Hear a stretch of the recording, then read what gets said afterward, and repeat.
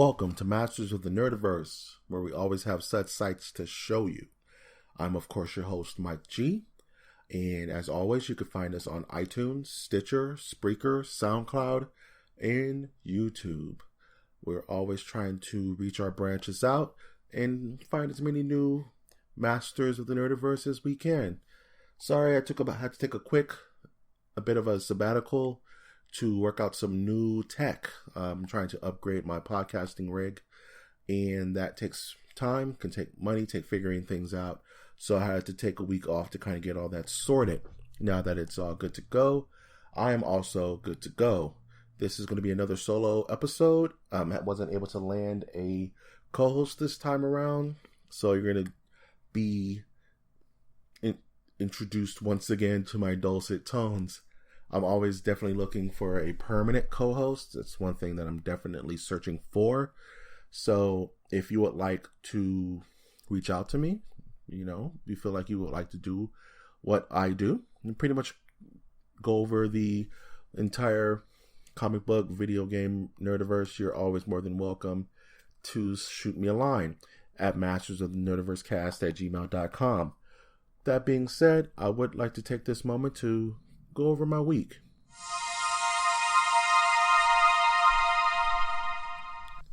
The sound effects, they're always there. They're always comforting to all of us. It's 1776, you're in the woods, you hear a rattling on your chamber door, you're kind of frightened. The sound effects are there. That's them knocking. Sort of like that sound that invisible monster makes in Evil Dead, that's chasing Ash through the forests. That's the sound effects, definitely. This week was full of a lot of new things. So this week was full of learning new tech, trying to become a sound guy, a soundsman, and understand how to properly conduct a podcast. This is a bit of guerrilla podcasting, but I'm trying to take my skills and trying to refine the system to a higher level. So it was a lot of me really digging into the books and learning how to do proper sound editing and making this podcast sound as great as humanly possible. But for the fun stuff, I just kind of kept to my old devices. I played a bunch more Injustice this week. Lord Layden was actually released. So I was really hyped to get my fingers on him. He's really fun.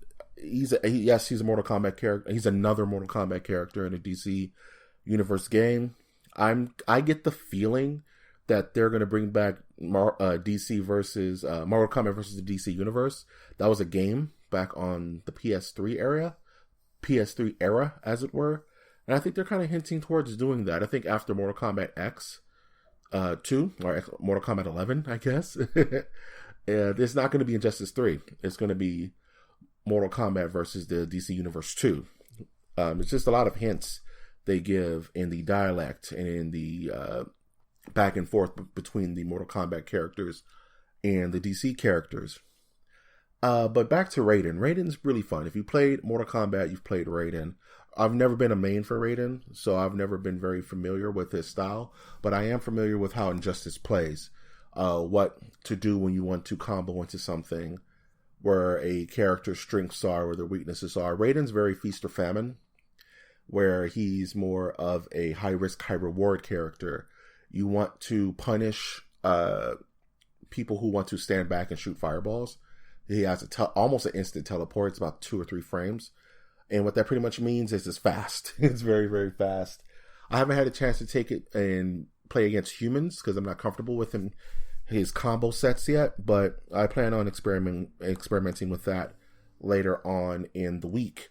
Other than video games, I've actually rebooted this game called Transistor, and it's a game that I bought maybe last year, and it's a weird game. It's an indie company created it, and it's more like a strategy game, but it has a very beautiful aesthetic. It has its own unique music, has its own style, and it's a very entrancing game. If you have a PS4 and you want to play something different, I would definitely recommend it. I don't want to give any more away for that because I would be spoiling it. In regards to what I've been watching quite a few things, actually. And this is going to be probably the bulk of my podcast, is going over and giving quick reviews on these particular items that I've watched. The first thing I wanted to go into was Netflix's Gerald's Game. It's a film that was actually based off of the works of Stephen King, and it's actually extremely well done. It's a horror film, but it's more akin to older horror, to theatrical horror. It's not Boo Haunted House jump scares. It's not torture porn, as it were. It feels like it wasn't made now. It feels like it was made maybe in the 70s or even the 60s, where horror had a more subtle approach. This movie's not a slow burn. It keeps you. It's very riveting, but it's horror in the sense of true horror. It's making you think. It's making you wonder what's in that dark corner. And pretty much what the movie's about, I don't want to give anything away because I don't want to spoil anything, is a couple goes on a retreat. They go to a little cabin in the woods, as it were. With not much of a cabin, it's more like a giant mansion. And things don't go right. I'm going to leave it at that. Definitely recommend Gerald's Game on Netflix. I would go into a deeper spoiler cast about it, but I'm just not hearing anything about it, and I'm not hearing any reviews from other people. I'm not hearing any buzz about it, and it's really, really good on Netflix. So if you have Netflix, check it out. It's creepy. It lingers with you, and it's very rare. Thank you, Windows. That's awesome. I'm gonna cut that out. But anywho, I definitely love this movie, this film, and it's very subtle. It's a very slow burn. It reminds me almost of another film that I would recommend called Session 9, which is just, it's a drill in your brain. It's not, there's no giant monster. There's no lurking evil, though there is, but it's mostly psychological. It messes with you. It lets your brain create the monster for you.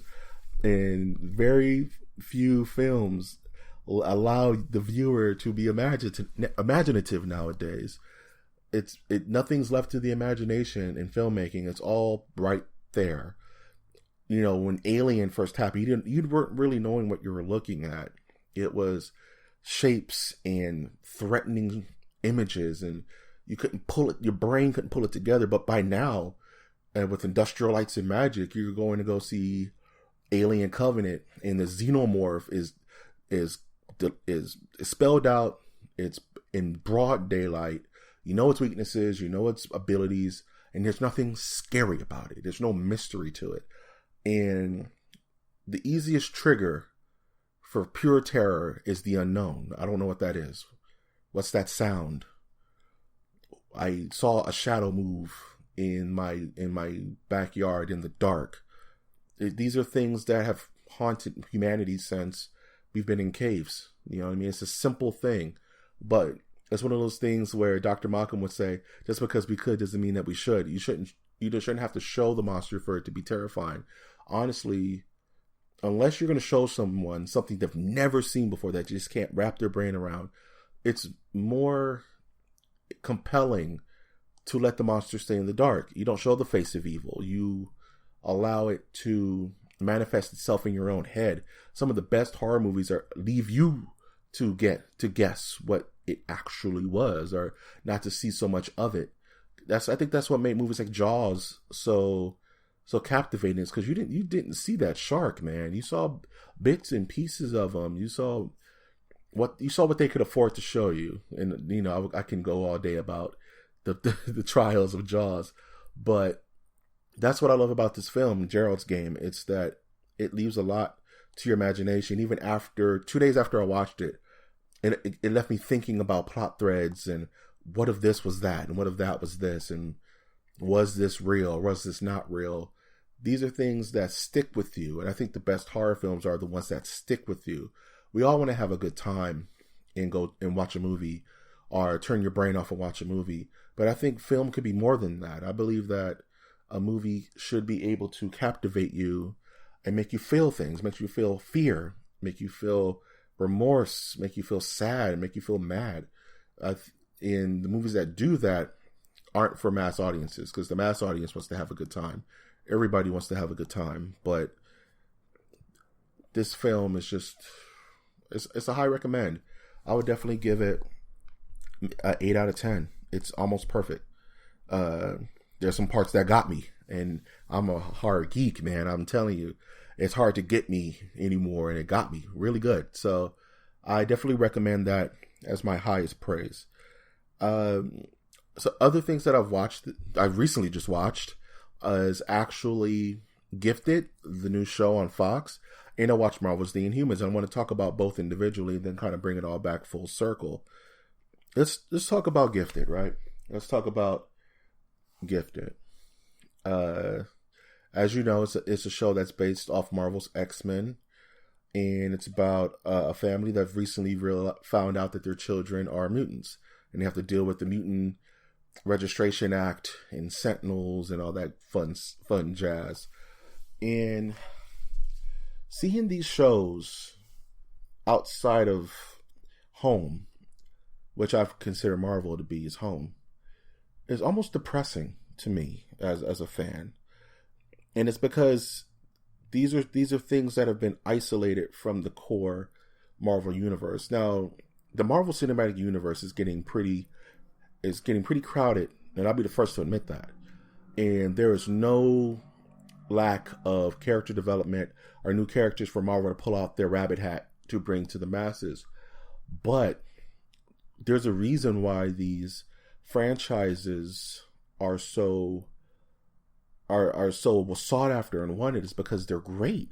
The idea of the Marvel X-Men, the mutants, the outcasts, the socially shunned, it's something that is actually very present today with all our current horrible economic and political climate.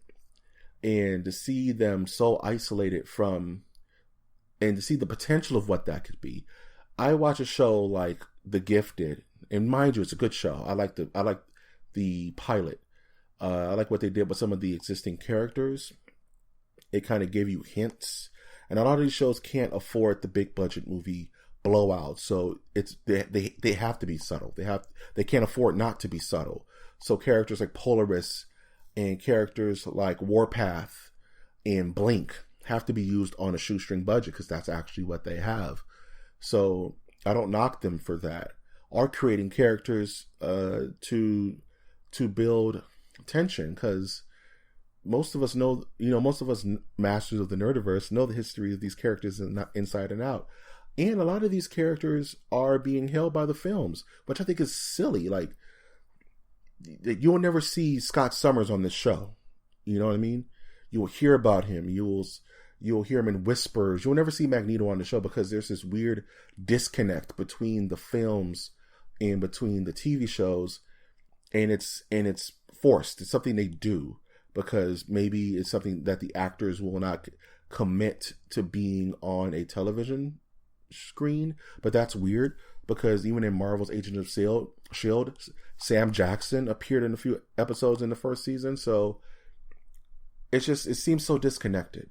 And seeing a show like this makes me imagine, them being in, the East Coast and hearing about the Hulk, you know what I mean? Or running into the Runaways, or them going to New York and actually visiting the Baxter Building, for that matter. And that kind of is a good segue into Marvel's The Inhumans, which a lot of people don't like. And I literally just finished watching it right now. And I'm going to give you my hot take. My hot take is that it's okay. I don't see the big hate for it. I liked a lot of it. I liked the way it's shot. And a lot of people say, oh, the show is cheap. And what cheap equates to is bad CGI, computer generated imagery. And yes, it is bad. Medusa's hair could have been better. Lockjaw could have looked better. The effects overall weren't that bad, but the way it was shot was very nice. It was shot on location in Hawaii, which is beautiful. The shots of Adelan, their home, were very cinematic and very, very wisely chosen. I can see that they put a lot of thought into that. The characters were very well developed, besides one. And I think that's by design. They can't give the cat away in the first episode. And that's my boy Black Bolt. Oh, Black Bolt is so cool, guys. And Black Bolt in himself is the perfect example of what Marvel thinks about this series. And to do a little bit of time traveling backwards, the Inhumans were supposed to be a live action film. It was supposed to be on a bigger budget. It was supposed to be Marvel's equivalent to X-Men. And let's be honest, the Inhumans have always been the redheaded stepchild of the Marvel Universe because the X-Men were so popular. And they've always been the offshoot, the bootleg X-Men, as it were. And it kind of feels that way given the production value of this show. And when I think of the Inhumans, I think of Medusa, whose hair literally could fill cities and be this destructive force of nature, and how stoic and strong and just badass she is. And then Black Bolt by himself is godlike, dude. Black Bolt is one of the most powerful heroes in the Marvel Universe, canonically in the comics. Can outfight the Hulk, can fly, can do all types of crazy, shoot beams from his head, all types of crazy stuff Black Bolt can do. Look it up. And when I see him being beat by the cops in the first episode, it makes me think. It makes me think that I can rationalize it in my head. I can rationalize that, okay, he wants to keep a low profile. He doesn't want to show a gross display of his power, as Pazuzu would say. He doesn't need to make a big scene. You know what I mean? So I can see him taking an L for the sake of not starting a war. And he's not wearing his flight suit. He's not wearing his battle armor. He's wearing, for most of the show, he's wearing like a ceremonial, like pajamas. This is not really the Black Bolt battle armor that you see in the comics. It's more like his ceremonial, like, I'm around the house gear. He's not ready for war. So you're not going to see him with the wings and the antenna and his actual skill set. So I can rationalize that.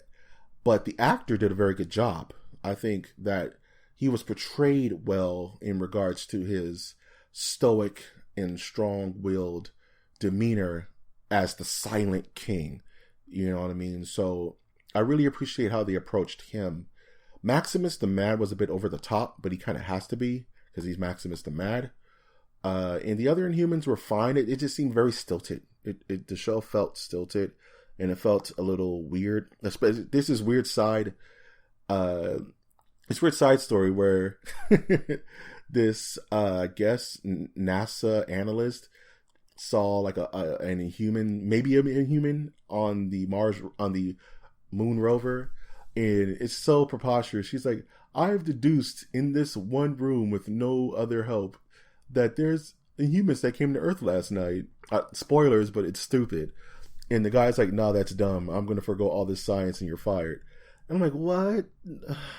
No, it's so forced. It feels so forced. So I get it. I mean, Marvel fans are spoiled. And I'm a Marvel fan. Boy, I'll be the first to admit we're spoiled because through the movies and through the production and through this flawless Teflon sheer veneer of perfection that Marvel has for its films, its TV division has always floundered. It's always floundered. And what were people expecting out of this show? Like, you have to set your expectation based on the past. Agents of S.H.I.E.L.D. never let the world on fire. It never took off the way it wanted to. That's why it's just not connected to the Marvel Cinematic Universe. And for as connected that Marvel boasts that their characters are, their TV divisions might as well be the X-Men. It might as well be the Fantastic Four. And what bothers me the most about the Inhumans is that it's not tied to the first family. And it makes me think about how the Inhumans came into the comics in the first place. The princess of Atlan, the princess of the Inhumans, Crystal, comes to Earth. And she's having a good time. She sneaks away. She sneaks away to Earth. And she meets Johnny Storm, the Human Torch of the Fantastic Four. And she's smitten with him. She thinks he's an Inhuman because he just catches on fire. And they have a good time. And Black Bolt sends the squad to go pick her up and bring her back home. And that's how we're introduced to Medusa and Gargon and Trident and Karnak and Lockjaw and these wonderful characters as a gateway through the Fantastic Four, and have them cut from that origin to be, for us to be denied that origin. It's extremely depressing to me, because I love these characters. I love the Fantastic Four. I absolutely love the Fantastic Four. And I can see Marvel starting to bring these characters back, because I have a feeling the reason why Inhumans was demoted, I'm going to say that, demoted from a movie to a TV show, is because the X-Men are coming back. The X-Men are coming home. In one way or another, the X-Men are coming to Marvel. And it's something that made them shift gears maybe like 3-4 years ago, when the Inhumans was on the slate of movies. It was going to be their big push. Agents of S.H.I.E.L.D. was going to be the softball, and the Inhumans were going to be the MCU's X-Men. But something happened, right? Overnight, something happened. And the Inhumans got delegated to a TV show with a lack of funding. And it shows in this pilot. It shows in these 2 hours. All the IMAX in the world's not going to... IMAX, if IMAX did anything, it just focused on the errors. It focused on the inconsistencies. I believe that Marvel is working something out where the X-Men are coming to the MCU. And I believe it has a lot to do with Infinity War. And this is just me. This is me being on the soapbox. This is me with a tinfoil hat, and take this, and I have no scoops. I mean, I'm so far from the industry, it's laughable. But this is just some deductive reasoning to why all these things are happening, and the quality of this show. Now, don't get me wrong. I would give Inhumans maybe a 6.5, a 7, just because it irritates me so. But rest assured, Infinity War is going to blow people's minds, because it's going to open the door. It's going to reset the Marvel Universe some kind of way where it's going to fit in the Fantastic Four and the X-Men. I will guarantee it. And it may not happen within the next 5 years, but you're going to see hints. You're going to see breadcrumbs of these things going down the pipe. And I think that we're already starting to see it through their marketing, because money talks. And the facts are the facts. And you can see it, that Marvel has really shifted their gears in regards to where they're focusing on. And it always starts with the comics. You know, back when the Ultimates were a thing in the early aughts, people were like, why is Nick Fury black? Why does he look like Samuel Jackson? Why does the Green Goblin look like Tommy Lee Jones? Because they were planning. They were planning something. They were planning this movie universe that they had high hopes for. That wish came true.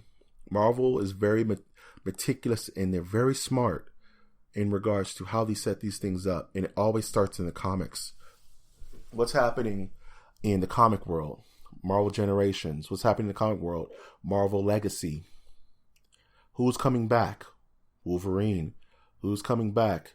Jean Grey. Who was in the last issue of the Fantastic Four? Valeria and Franklin Richards, ladies and gentlemen. I'm not crazy.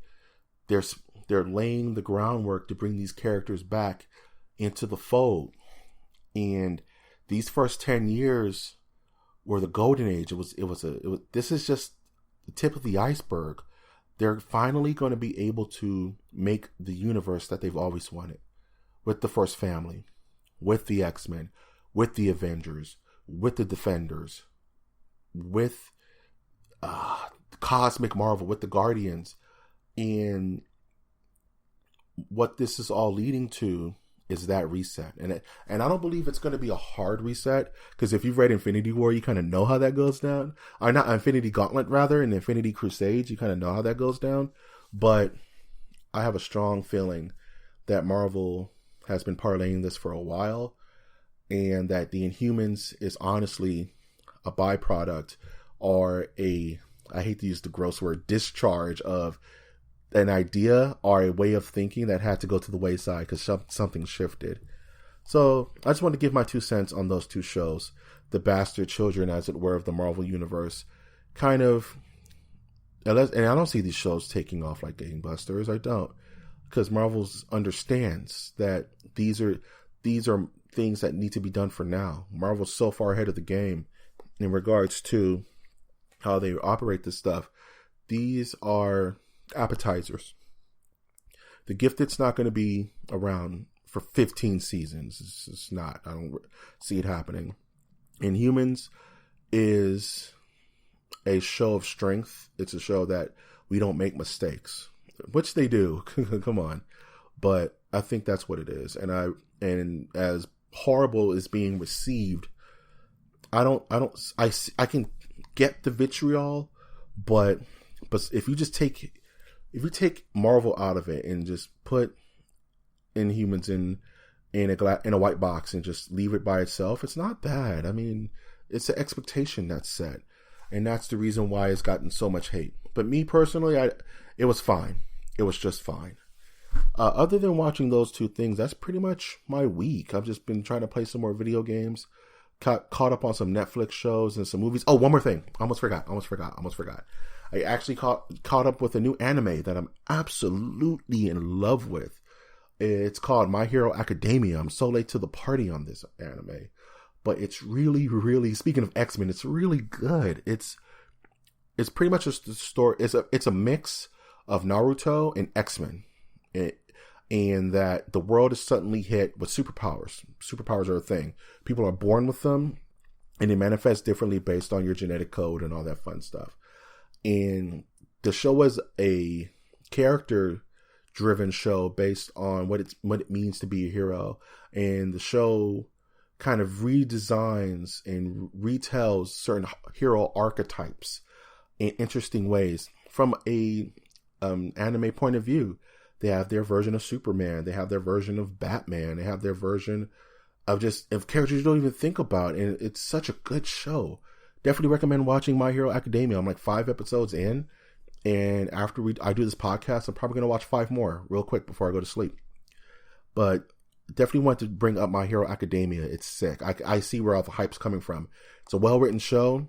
And there's one scene in it that got me. And it caught me. It's the same scene I saw on the episode Beware of the Grey Ghost on Batman the Animated Series, where Bruce Wayne is sitting in front of the TV watching the Grey Ghost, and he has this Grey Ghost toy in his hand. He's dead center of the TV, and he's geeking out infinite. And I did that as a kid. I would watch Thundercats and have I'm aging myself, but I would watch Thundercats and have Lionel right there in my hand and be doing the Thundercats hoe in front of the TV and be just the hypest.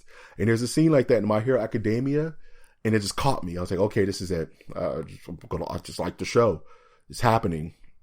And all I've been wanting to do is draw their characters since I've watched it. Man, it's a good show. Check it out. Definitely check it out. And with that bit of information, that was my week. A lot happened. I'm excited for a lot of things. And really, really interested to see where this show goes, where all these shows go that I've mentioned. Because they're all good. They're not bad. Gifted isn't bad. Inhumans isn't bad. My Hero Academia isn't definitely bad. But will they survive the test of time? Are they going to become 10-season monoliths? Maybe My Hero Academia, because it's so damn good. But it's actually a very good show. It's actually a very, very good show. So I definitely would recommend it. And in this section, and now, I would like to go into a little thing we call the news.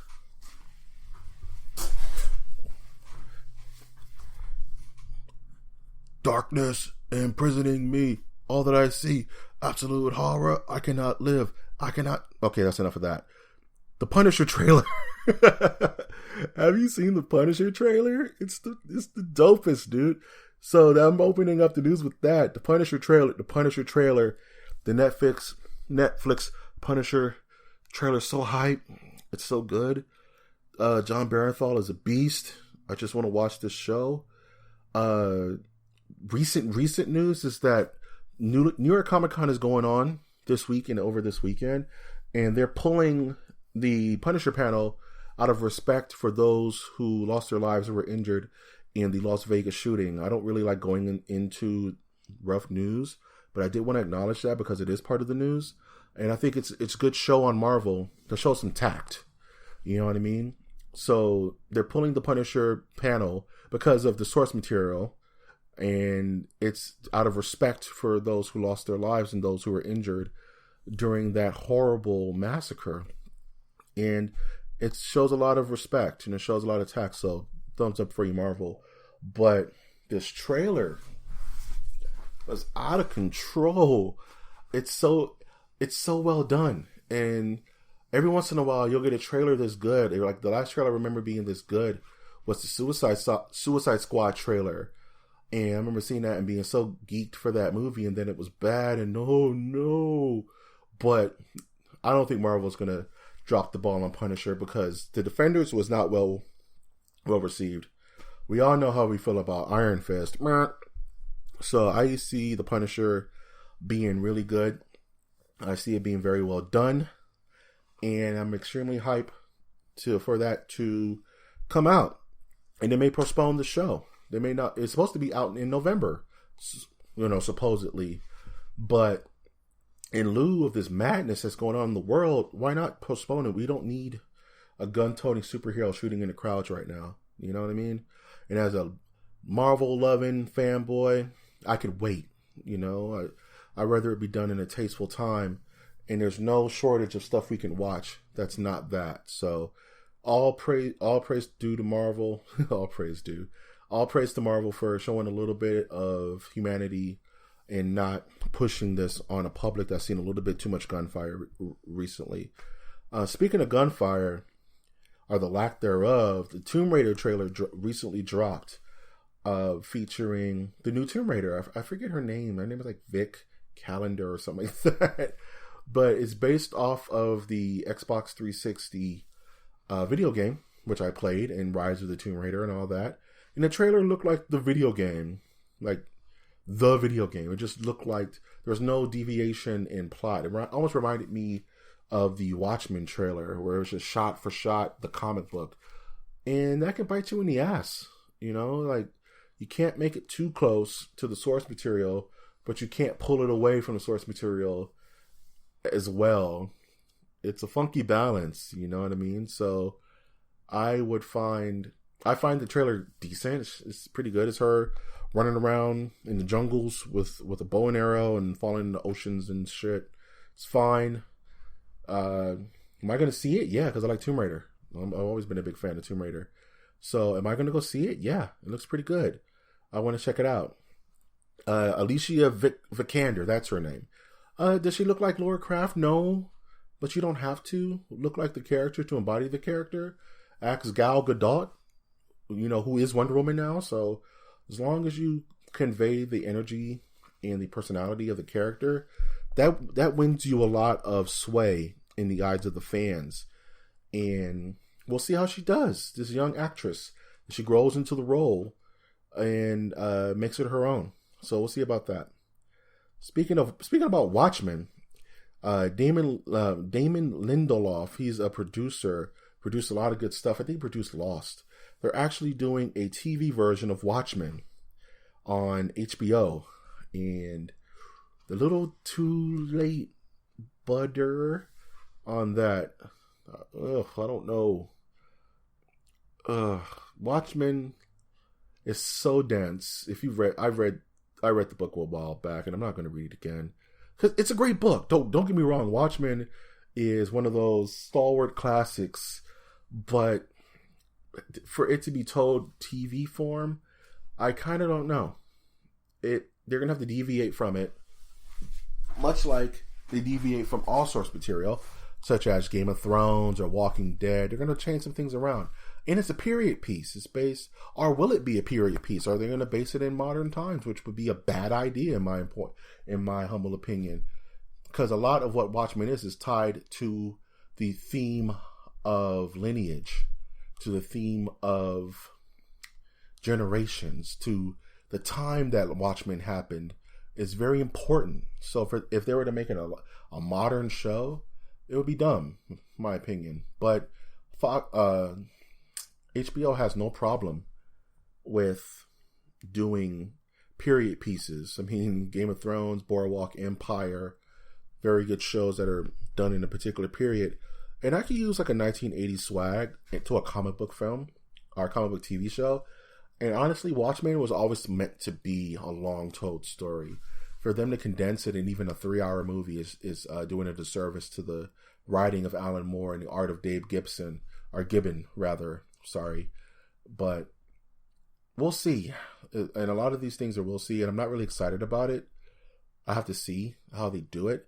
I want to see how they do Dr. Manhattan. I want to see how they do their version of Rorschach. And we'll kind of get a glance at that once more is come to light about it. Now, we're having a little bit of a TV cut because I'm going to talk about 2 TV announcements that are currently developing. They're kind of different, but they're kind of the same. So, the Underworld TV series is being created by Len Wiseman, who was the original producer and I think director of the films. And shockingly, has nothing to do with the movie characters of Selene and Michael, and they're running around and fighting the Lycans. And it's like people are like, why? Why isn't Selene on a TV show? It's like Kate Beckinsale's not doing TV for anything. Michael barely wanted to be in the second one, the actor, that means. And it's like, you have to kind of start it fresh. Even though Underworld is like Resident Evil in that sense, where it's always been about Selene. And even when they tried to veer off that course and do Rise of the Lycans, it wasn't that good. And all the actors attached to those movies now are really good actors. Like, I forget the guy's name. His last name's Sheen. He's like this thespian, really good actor. And he played the lead Lycan. None of these people are coming back for this TV show, bro. Just hang it up. Like, unless it's like a really good story that deals back with, you know, the hybrid theory, as it were, crawling in my skin. And they kind of go, after they did a story about Celine's daughter, all grown up, you can recast that and let Selene and Michael be like these shadow characters that you never see. And I don't see Kate Beckinsale not making a cameo, but do I want a Underworld TV show on FX or something? No, it's gonna be lame. It's gonna be lame. The first one was good. The rest, not so much. And that's what I feel about that. And CW is developing a Chilling Adventures of Sabrina the Teenage Witch. It's going to be part of the Archie universe, because everything's a universe now. You know, my lunch this morning had its own cinematic universe, I guess. So they're bringing back Sabrina the Teenage Witch, but they're making it extremely serious, almost like supernatural levels of serious. And I kind of don't know how to feel about it. I'm very interested to see where they take it, because Sabrina has always been like this. It's like you grow up with what you got, you know. And it's like, as a kid, Sabrina the Teenage Witch was this light and bouncy character on Channel 13 for us LA folks. Are what is known now as used to be UPN, and now they're like, okay, she's hardcore now. It's almost like Gumby Reloaded, and now Gumby has like 2 Kalashnikovs and he's ready to blow away the establishment. We'll see, because I know Sabrina's origins were very dark, and they're kind of lighting them up for TV. So I like to see a true retelling of this character. So I'm very interested. And speaking of things that are interesting, DCEUs, pardon my French, but they don't know what the fuck they're doing. The DCEU is like this. The DCEU, and this is the DC Extended Universe, their films. It's like you're at home, right? And mom is on her way home. And you're in the kitchen and you're not supposed to be in there. And you go and get something to eat out the kitchen. You break a dish, right? And you're like, oh crap, I've made a mistake. I should just wait until mom gets home and fess up. But no, I'm going to try to clean it up and hide it. So I'm going to sweep up this shards and clean up this mess before mom gets home so no one finds out. And oh no, I've cut my hand on the glass. My hand's bleeding now and there's still a mess. Mom's almost coming home. We have to rush and clean up ourselves, make up an excuse, and get rid of the evidence. Okay, I'm going to wrap my hand up. The bleeding won't stop, and I still have to clean up this food. What do? I'm freaking out. I don't know what's happening. That's the DCMU. The long, very long, exaggerated metaphor for they don't know what they're doing. And what does this mean? What do you say, Mike G? What are you talking about? The DCMEU is splitting their ideals. They're splitting their efforts into two different entities. Apparently, there's going to be the DCU, whereas the DC Cinematic Universe, and it's all tied together. But they're going to have a separate division that's going to be all one-shots. They're going to be all isolated multiverse situations. And the first one's going to be the Joker movie that's based in the 1980s that have nothing to do with Batman. It's just a Joker movie that nobody wants and no one's asked for. It's directed by Martin Scorsese. Nobody cares. And it's an Elseworld for no reason.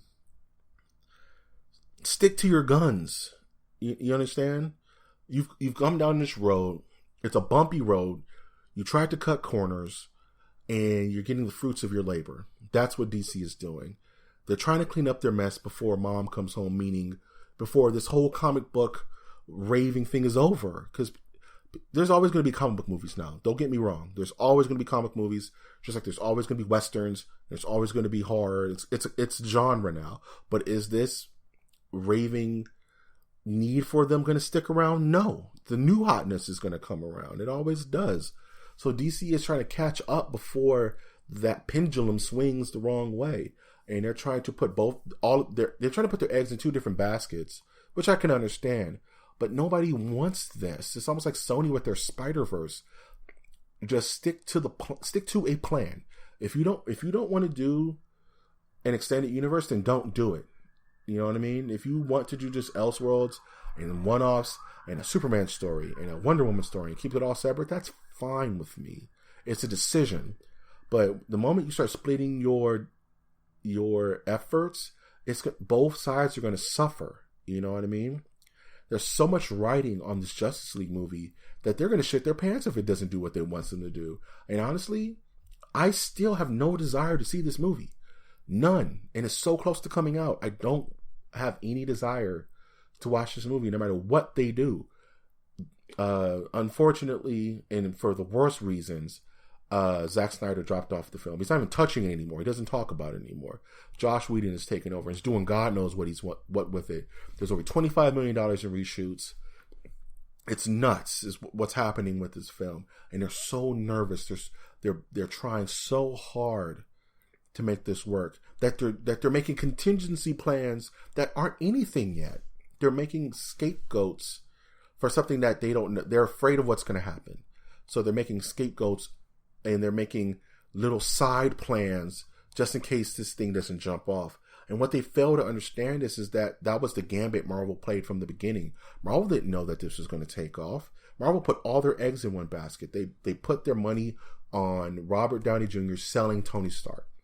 And if that didn't work, we would be living in a very different world right now. But it did. And it did so much so that it created it recreated Hollywood in its own image, right? Everyone was copycatting.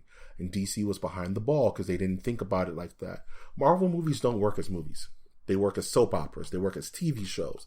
Think of these as large TV shows. And there's different chapters. And there's different offshoots. And there's different connective tissues to these TV shows. DC is still thinking old Hollywood. They're still trying to they're trying to overmarket their product is what's happening. And what it's going to do is alienate the fan base. And people are already kind of like DC is lesser Marvel. And honestly, at this point, kind of, yeah. It wasn't like that for a very long time. They were neck and neck. And then DC was actually better than Marvel at some point. But then Marvel, sold their souls to Mephisto or something, and they became the new hotness. So DC needs to get their shit together. That's pretty much what I'm trying to say. They need to stick with the plan and move forward, and they need to stick with their guns. And speaking of sticking up with your guns, the Red Dead Redemption 2 trailer dropped this last week. or this week rather, what do I think about it? One, Red Dead Redemption is a Western game created by Rockstar, who also creates Grand Theft Auto, Bully, and other games of that nature, so that you're caught up on what Red Dead Redemption is. Red Dead Redemption is one of my favorite games on the PS3. It's actually probably, besides Fallout 3, my favorite game on the PS3.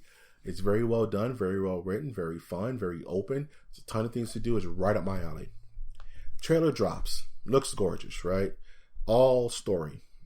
Some gameplay. Voice acting. Facial emotion captures. Facial technology. That's out of this world. Am I hyped for this game? Yeah. But am I hyped for this trailer? No, because they didn't really show anything. I just want to play it. It's one of those things where it's like, I just want it in my hands. I'm getting to an age now where it takes a lot for me to get excited for a video game, because I very rarely play them as much as I used to. So the ones I do play, I really have to feel that energy and feel that hype to play it and to get immersed in it. And this trailer didn't do much to immerse me, but show off the new graphics card and show me that it exists. And that's pretty much what it was. There wasn't anything gripping about it, to me, mind you. But am I going to buy it first day it comes out? Yes, because it's one of my favorite franchises. Am I excited for it as we speak right now? No, because I'm not that age anymore where I'm just like, oh no, I got to get my Mark McGuire rookie card. I'm not geeking out too hard about that as I am now. So I'm very interested to see what else comes down the pipe. Rockstar usually plays these things very close to the chest, so we're probably not going to see anything else for the rest of the year, or probably by until the end of the year. But we'll kind of see how it goes, and we'll kind of play, and we'll break it down to the speed of sound. Got places to go. Got to follow my rainbow. Sonic movie coming out by Paramount. Sonic the Hedgehog live action. A live action Sonic the Hedgehog movie is being created by Paramount. What does that mean? It's like a live action Lion King. What does that mean? Like, there's no humans in the Lion King. What does a live action Lion King movie portray? Is it like Mr. Ed, where it's just real life lions and tigers and shit, and their mouths just kind of mum mouths? Anywho, they're making a live action Sonic the Hedgehog film. And have you seen a picture of Sonic the Hedgehog? He doesn't look anything like live action. There's going to be such a break in Uncanny Valley that I'm just going to just die laughing the moment I see this thing in live action. It's going to be so burnt out. I just wanted to mention that on the podcast because I think it's dumb. And I'm tickled pink to see what the hell they do with this damn idea of doing a live action Sonic the Hedgehog. Is like doing a live action Mario Brothers. They tried it don't work. That's like doing a cartoon version of MacGyver. Like, why do we need a anime MacGyver? I guess maybe. Guess that's Lupin the Third. No. Anywho, last bit of news before we take off is that they're thinking about bringing back Neo Geo Battle Coliseum 2, rumored development SNK. What is Neo Geo Battle Coliseum 2? It is a fighting game. I'm a fighting game fan. I'm going to take 2 seconds to talk about my fighting game love. Neo Geo Battle Coliseum was like a SNK versus SNK fighting game. What is SNK? It's a company that rivals Capcom in regards to fighting games. Capcom makes Street Fighter. SNK makes Fatal Fury. SNK makes King of Fighters. Think of it like Marvel and DC. So this is more of like a DC versus DC fighting game. But it's SNK. I hope you're still following along because this is very nerdy, but this is the Masters of the Nerdiverse. So how do I feel about them bringing back the Battle Coliseum? Why not? More the merrier. More fighting games. The funner it's going to be. And I get to play fighting games. And that's awesome. So I get to play as Terry Bogard, Geese Howard, and all those fun SNK characters, even characters from old games like Metal Slug were in Battle Coliseum. In World Heroes, they have some characters from World Heroes. It's kind of cool. So I'm really interested to see what they do with it. So in that, I will end the news and go into some questions.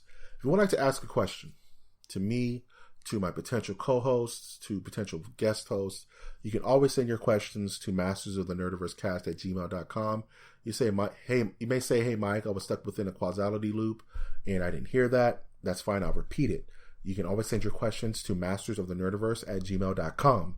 Now, I have 3 questions. Well, actually, I have 1 question. Actually, I was looking at the list.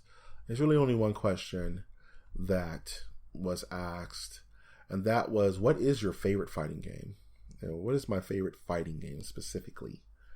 And that's a loaded question. It really depends. And I always do this, and I'm just going to say a flat out answer.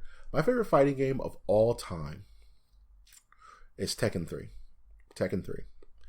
And Tekken 3 was a PlayStation game, and it was great, and it felt great, and it was a perfect time in my life where I was old enough to understand combos and baiting out your opponent and getting in the mind of your opponent and learning how to really play a fighting game. So if I had to answer that question, my favorite fighting game of all time is Tekken 3.